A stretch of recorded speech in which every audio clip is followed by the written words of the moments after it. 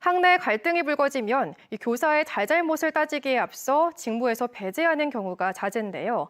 이번 서희초 교사 사건을 계기로 이러한 대응 매뉴얼의 문제 제기가 이어지자 충청북도교육청이 아예 새 매뉴얼을 만들기로 했습니다. 이를 위해 교사는 물론 학부모와 학생, 법원까지 참여하는 공론화 추진단이 출범했습니다. 김은초 기자가 보도합니다.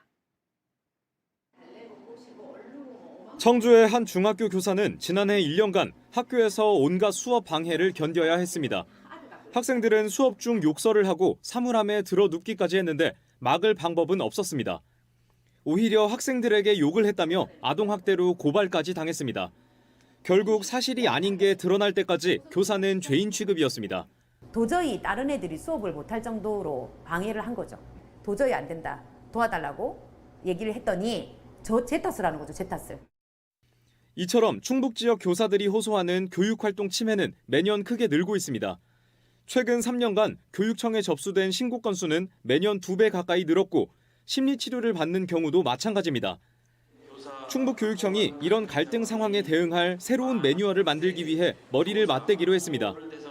지금까지는 갈등 상황이 벌어지면 교사를 잠정적인 가해자로 간주했는데 교사와 학생, 학부모 등 교육 주체들의 합의를 거쳐 대처 방안을 마련한다는 겁니다.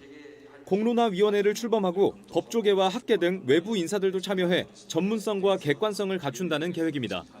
그런 분들이 모였기 때문에 그런 그 공론화 절차가 굉장히 객관적이고 공정하게 투명성 있게 진행되어서 결국 많은 분들의 어떤 대표성이 있는 의견이 수렴되는데 기여를 할 것으로. 전국 시도교육청 가운데 학교의 모든 주체가 참여하는 공론화위원회가 생기는 건 처음입니다. 합의를 통해서 문제를 해결하는 것이죠. 이 공론화 과정은 절차적 정당성을 확보하고 그것에 대한 해법에 대해서는 모두가 다 인정하고 따라갈 수밖에 없는 아주 합리적인 과정이라고 생각이 듭니다. 위원회는 연말까지 일반 도민들도 참여하는 토론회와 여론조사 등을 거쳐 결과물을 도출하고 정책에 반영할 계획입니다. 한편 공론화 추진단에 교사와 학생, 학부모는 포함됐지만 교육 공무직과 일반 행정직은 빠졌습니다. MBC 뉴스 김은초입니다.